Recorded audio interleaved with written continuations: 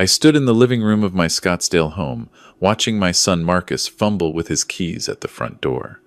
Through the window, I could see his wife Vanessa unloading boxes from their Mercedes SUV. They thought the house was empty. They thought I was still in Costa Rica, sipping cocktails on some beach resort for another 3 weeks. About the reverse mortgage, I said calmly as Marcus finally got the door open. About the POA you used. About all of it. I think we need to talk, son. The box in his hands hit the floor. Let me back up 6 months. That's when this whole thing started, though I didn't know it then. My name is Robert Hayes. I'm 72 years old, and for the past 8 years, I've lived alone in the house my late wife Catherine and I built together in Scottsdale. We bought the land back in '89, when this part of Arizona was still affordable, before the tech boom brought everyone from California. Catherine was an architect. She designed every corner of this place, the courtyard with the fountain, the library with floor-to-ceiling windows facing the McDowell Mountains, the workshop where I still spend my mornings building furniture. She died of ovarian cancer in 2016, stage 4. By the time they found it, there was nothing anyone could do. I held her hand in our bedroom, in the house she built, and watched her slip away on a Tuesday morning in October. After she was gone, people kept asking if I was going to sell. Too many memories, they'd say. Too much house for one person. But those memories were exactly why I stayed. Every morning, I'd make coffee in the kitchen where Catherine taught our kids to bake. Every evening, I'd watch the sunset from the patio where we celebrated 30 anniversaries. The house wasn't just property. It was the last place I could still feel her. I have 2 children. Rebecca, my daughter, is 45. She's a corporate attorney in Chicago, sharp as a tack, inherited her mother's no-nonsense attitude. Then there's Marcus. He's 41, my youngest. Always been a dreamer, that one. Always chasing the next big thing. For years, Marcus worked in finance. Something with derivatives I never fully understood. He did well enough, married Vanessa, bought a house in Paradise Valley. They had 2 kids, my grandchildren, Tyler and Emma. Then, 3 years ago, Marcus quit his job to start a cryptocurrency trading platform. He was convinced it would make him a fortune. It didn't. By early 2024, I started noticing things. Marcus would call more often, always with some excuse to talk about money. Just curious, Dad, what do you think the house is worth these days? Or, have you thought about what you'll do if you need assisted living someday? I'd brush it off. He was my son. I figured he was just worried about his old man. Then in March, Rebecca called me from Chicago. Dad, Marcus asked me about your estate plan. Said he's concerned about your finances. Is everything okay? Everything's fine, I told her. I've got the pension from teaching, Social Security, and your mom's life insurance money invested. I'm comfortable. That's what I thought, Rebecca said. There was a pause. Just be careful, okay? Marcus mentioned to Jennifer at Christmas that his platform lost a lot of investor money. Jennifer was Marcus's sister-in-law, Vanessa's younger sister. Apparently, family gatherings had become tense. Vanessa's father had invested $200,000 in Marcus's company. It was gone. I should have paid more attention then. But this was my son, my boy. The kid I taught to ride a bike, who fell asleep on my shoulder during Disney movies, who called me first when he got accepted to ASU. You don't want to believe your own child would hurt you. In late May, Marcus showed up at my house unannounced. He looked tired, older somehow. We sat in the courtyard, and he told me about the platform collapse. Investors were threatening lawsuits. He owed $230,000, due by September, or they'd take legal action. I'm sorry to dump this on you, Dad, he said. I just needed someone to talk to. It'll work out, I told him. You're smart. You'll figure something out. He nodded, staring at the fountain. You know, you should take a vacation. When's the last time you went somewhere? The suggestion seemed to come out of nowhere. I don't know. Your mother and I went to France in 2014. That was 10 years ago, Dad. You're 72. You should enjoy yourself. He pulled out his phone. Actually, Vanessa was just telling me about this amazing resort in Costa Rica. All-inclusive. Beach, spa, excursions. What if I booked you something? My treat.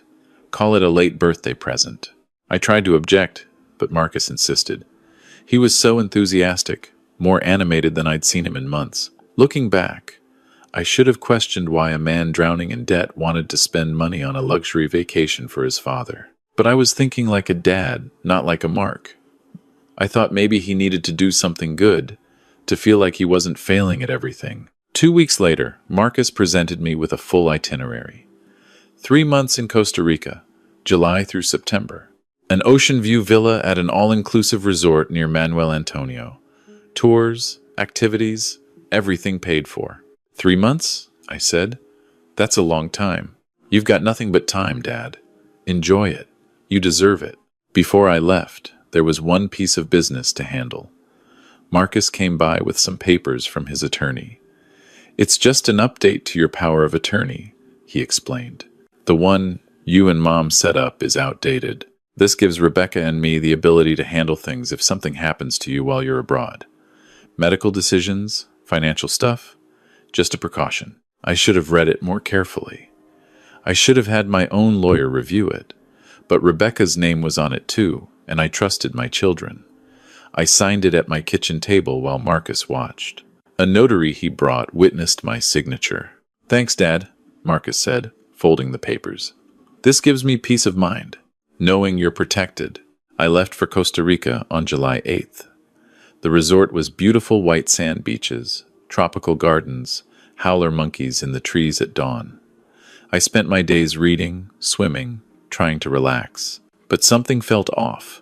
I couldn't shake the feeling that Marcus had been too eager to get me out of the house. 3 weeks into the trip, I met a man named Harold at the resort bar. He was 76, from Denver, traveling alone after his wife passed. We started having dinner together, swapping stories. One evening, he told me about his daughter. She tried to get me to refinance my house last year, Harold said. Came at me with all this talk about freeing up equity and tax advantages. My neighbor, who used to work at a bank, told me to get a second opinion. Turned out my daughter wanted me to take out $300,000 so her husband could start a brewery. Would have put my house at risk at my age. The words hit me like cold water. I excused myself and went back to my villa. I tried calling Marcus. No answer. I called again an hour later. Voicemail. I sent a text. Need to talk. Call me. Nothing. I called Rebecca. She answered on the second ring. Hey, Dad, how's paradise? Have you talked to your brother lately? Not since last month. Why? Do me a favor. Drive by my house tomorrow. Just check on it. Dad, what's going on? Probably nothing. Just humor your paranoid father. Rebecca called me back the next afternoon. Arizona time, so evening my time. Her voice was tight. Dad, there's a lockbox on your front door, the kind realtors use. My stomach dropped. What? And there was a woman taking pictures of the house. I asked what she was doing. She said she's a real estate photographer, hired by the homeowner to prepare listing photos. I couldn't breathe. Rebecca, I already called my contact at the county recorder's office. She cut in. Dad, there's a reverse mortgage on the house. Filed June 30th. $230,000. Your signature is on the application. June 30th. 1 week before I left for Costa Rica, I didn't sign anything, I said. I know. I'm looking at it now. She sent me a PDF. That's not your signature. It's close, but it's not yours. Rebecca's voice cracked. Dad, Marcus forged your signature? He used the POA to claim you were mentally incompetent and unable to sign. Then he signed as your attorney, in fact. He took out a reverse mortgage on your house. The room spun. To pay his investors. What? I told her everything. The cryptocurrency collapse. The debt. Marcus showing up with papers right before my trip. That son of a bitch, Rebecca said. Dad, listen to me. Don't tell Marcus you know. Don't call him. Act like everything's normal. I'm going to my office right now to start building a case. Criminal fraud. Elder abuse. Forgery. I'm going to bury him. Rebecca. He's my brother and I love him, but he stole your house, Dad. Your house. The one Mom built. I'm not letting this go. I sat in that villa room for hours, watching the sun set over the Pacific, thinking about Marcus as a little boy. Marcus learning to swim in our pool. Marcus crying in my arms when his first girlfriend broke his heart. Marcus standing up at Catherine's funeral, barely holding it together as he talked about his mother. How does that boy become a man who steals from his own father? I couldn't sleep that night, or the next. Rebecca called every day with updates. The reverse mortgage company had already dispersed the funds to Marcus. He'd paid off the investors within 48 hours of getting the money. The house had been listed with a realtor the week before she'd pulled the listing when Rebecca threatened legal action, but it had been up for 4 days, priced at $850,000 for a quick sale. He was going to sell it out from under you, Rebecca said. The reverse mortgage doesn't require monthly payments as long as you live in the house, but if the house is sold, the loan comes due immediately. He'd pocket about $600,000 after paying off the mortgage. You'd have nothing. Where did he think I'd live when I got back? That's the thing, Dad. I found emails on a laptop I obtained from Marcus's home office. He was researching senior living facilities, cheap ones. He was going to tell you the house was too much maintenance, that you'd be happier in a small apartment. He'd already picked one out, 400 square feet, assisted living complex in Tempe, $900 a month. My son had planned my entire future without asking me. He'd decided I didn't need the house anymore. Decided he needed the money more than I needed my home. Rebecca wanted me to come home immediately and have Marcus arrested at the airport. I said no, I had a different idea. I stayed in Costa Rica the full 3 months, just like Marcus expected. I sent him cheerful texts about zip-lining and snorkeling. I posted photos on Facebook. Harold helped me take them. I played the part of the happy, oblivious father. Meanwhile, Rebecca worked. She got a forensic document examiner to analyze the signatures. She obtained bank records showing the money trail. She filed a police report for fraud and forgery. She filed an emergency motion to void the reverse mortgage based on fraud. She gathered everything, built an airtight case, but didn't file the criminal charges yet. We were setting a trap. I also called my neighbor, Tom Patterson. Tom and his wife Diane had lived next door for 18 years. Tom was a retired police detective. I told him everything. I'll keep an eye on things, Tom said. Rebecca gave me a key. I'll make sure nobody touches anything in your house until you're back. I flew home on October 4th, 3 days earlier than my scheduled return. Rebecca picked me up at the airport. We didn't go to my house. We went to her hotel room near Scottsdale Quarter. Marcus doesn't know you're back, she said. He thinks you land Sunday. But I did some digging. He and Vanessa reserved a U-Haul for tomorrow, Saturday. They're planning to move into your house this weekend, stage it with their furniture to make it show better for potential buyers. How do you know? Jennifer told me. Vanessa's been bragging to her family about the amazing deal they're getting on a house in Scottsdale. She doesn't know Marcus stole it. She thinks you agreed to sell it to them cheap. That's when I understood. Vanessa had no idea. Marcus had lied to everyone, his wife, his kids, probably even his therapist if he had one. He'd constructed an entire false reality where I was a willing participant in my own dispossession. Rebecca and I spent Friday night going over the plan. Saturday morning, we drove to my house. Tom was waiting in his driveway. I used my key. Marcus had never changed the locks, because legally, he couldn't. I was still the homeowner. The reverse mortgage didn't transfer ownership, just created a lien. The house was exactly as I'd left it in July, except for one thing. All of Catherine's photos were gone from the mantel. The wedding photo, the pictures of the kids, the portrait of Catherine in the garden she loved. Marcus had packed them away, erasing her from her own home. I found the boxes in the garage, carefully packed, labeled in Marcus's handwriting. Personal items, storage. He'd planned to store his mother's memory like Christmas decorations. I brought the photos back inside, put them where they belonged. Then I sat in the living room and waited. At 10:47 a.m., I heard the U-Haul pull into the driveway. Through the window, I watched Marcus get out, looking pleased with himself. Vanessa emerged from the passenger side, talking on her phone. In the back seat, I could see Tyler and Emma, my grandkids, playing on tablets. Marcus walked up to the door. I heard his keys jingle. The door opened. About the reverse mortgage, I said. About the POA you used.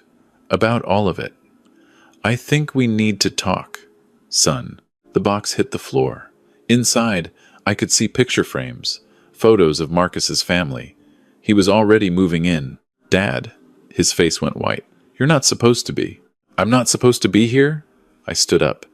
In my own house? Vanessa appeared in the doorway. Robert, you're back early, Marcus said. She stopped, looking between us.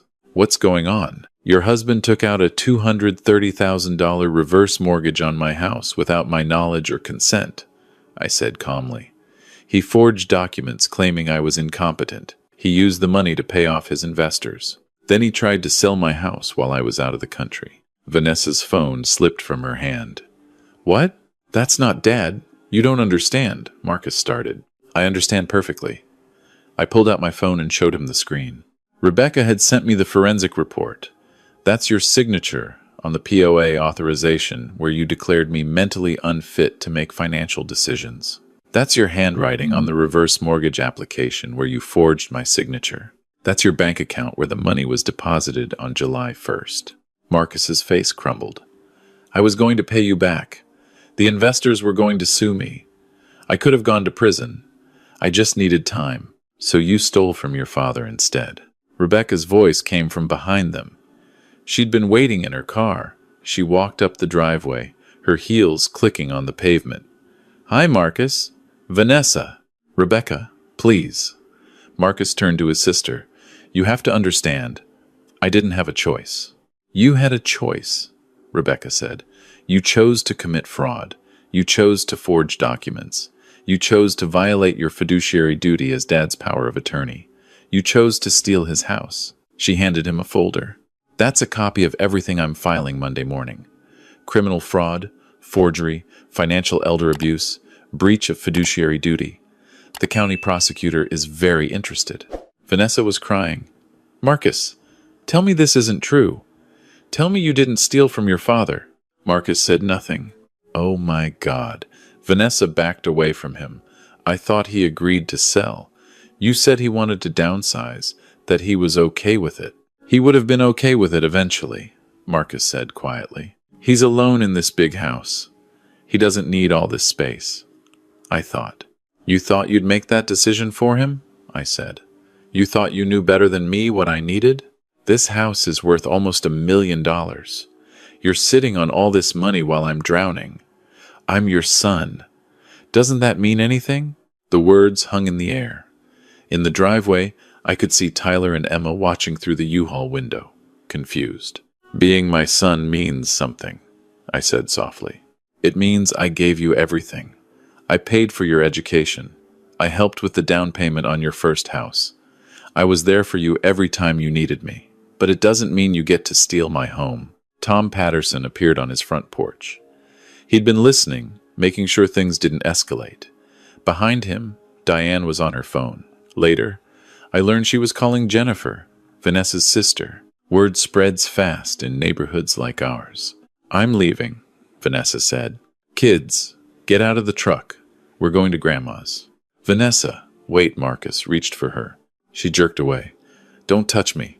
I can't even look at you right now. She got the kids from the U-Haul. Emma was crying, sensing something was wrong.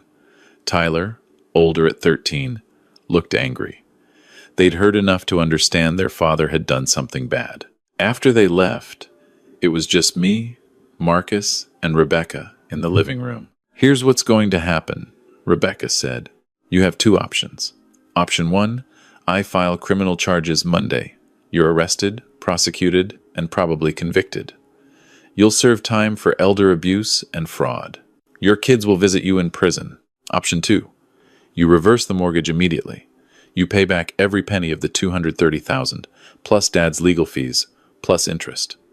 You sign a confession, admitting what you did. That confession stays in my safe. If you ever contact Dad again without his explicit permission, if you ever come near this property, if you so much as think about pulling something like this again, that confession goes to the police. I don't have $230,000, Marcus whispered. Then sell your house, Rebecca said. Liquidate your retirement accounts, take out loans. I don't care how you do it. You have 90 days. My house is worth maybe $450. After the mortgage, that's 200 grand, max. I don't have the rest. Not my problem, Rebecca said. You found a way to steal it. Find a way to pay it back. Marcus looked at me, really looked at me for the first time since I'd confronted him. Dad, please, I'm sorry. I was desperate. I made a mistake. A mistake is forgetting to call on my birthday, I said. This was a choice. You chose to betray me. You chose to forge my name. You chose to plan out this entire scheme over months. You weren't sorry until you got caught. I'm still your son. Yes, I said. You are. And that's the only reason you're not being arrested right now. We gave him a week to get out of his house. He sold it in 5 days, took a cash offer from an investor for $400,000. After paying off his mortgage, he had $206,000. He emptied his 401k, another $30,000 after penalties. He borrowed $10,000 from a former business partner. He sold both cars, his wife's jewelry, everything of value. On day 87, he wired $230,000 to my account. On day 89, he brought me a check for $23,000, my legal fees plus interest. On day 90, he signed the confession in Rebecca's office. I haven't spoken to him since. Vanessa filed for divorce 6 weeks after she found out. She got primary custody of the kids. Marcus moved into a 1-bedroom apartment in Tempe, not far from the facility he'd picked out for me. He got a job as a financial analyst at a firm that didn't do a thorough background check. He lives alone, drives a used Honda, and according to Jennifer, spends his weekends in a studio apartment with beige walls and no photos on display. Tyler came to see me at Christmas. He's 14 now. We sat in the library, and he asked me why I turned in his dad. I didn't turn him in, I said. I gave him a choice. He's the one who chose to steal from me first. But he's your son. And this is my home. The one your grandmother designed. The one she died in. Your father tried to take that from me so he could fix his own mistakes.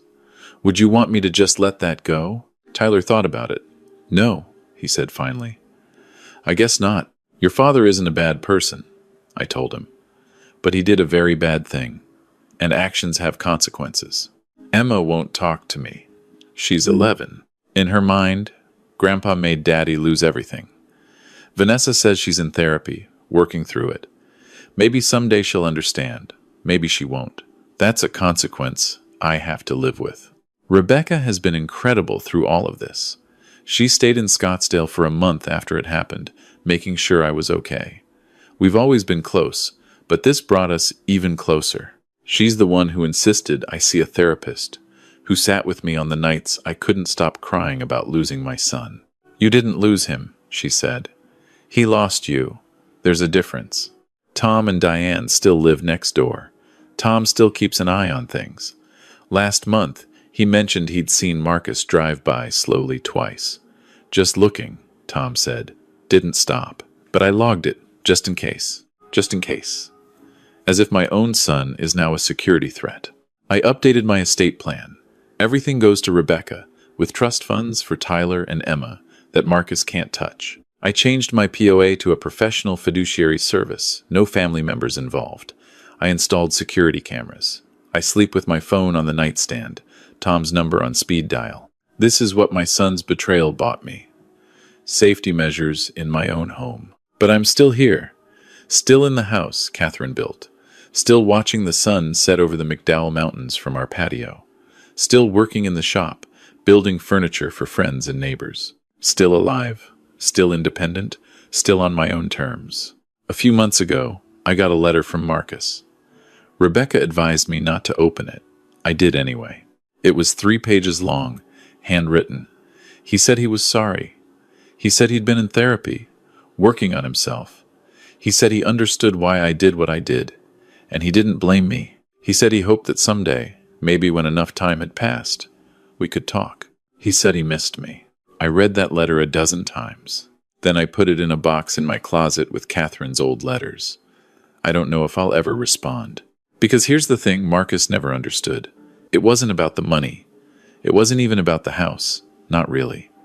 It was about trust. It was about him looking at his 72-year-old father and seeing not a person, but an asset to be liquidated. It was about him deciding, I didn't deserve to make my own choices about my own life. He took out that reverse mortgage on June 30th. My birthday is July 1st. He stole my house on my 72nd birthday. I don't know if I can forgive that. I don't know if I should. What I do know is this: I survived. I'm still in my home, in the house that holds every memory of the woman I loved and the life we built. I wake up every morning in the bedroom where Catherine died, and I make coffee in the kitchen where she taught our children to bake, and I watch the sunrise from the patio where we celebrated 30 anniversaries. Marcus thought he could take that from me. He thought wrong. Sometimes Rebecca asks if I regret how it all went down, if I wish I'd handled it differently, been less harsh, given Marcus more grace. I tell her the truth. I regret that it happened at all. I regret that my son became someone capable of this. I regret that my grandchildren have a fractured family and a father struggling to rebuild his life from nothing. But I don't regret protecting myself. I don't regret standing up for my right to live in my own home, on my own terms, for as long as I'm able. Marcus made his choice. I made mine, and I'm still here.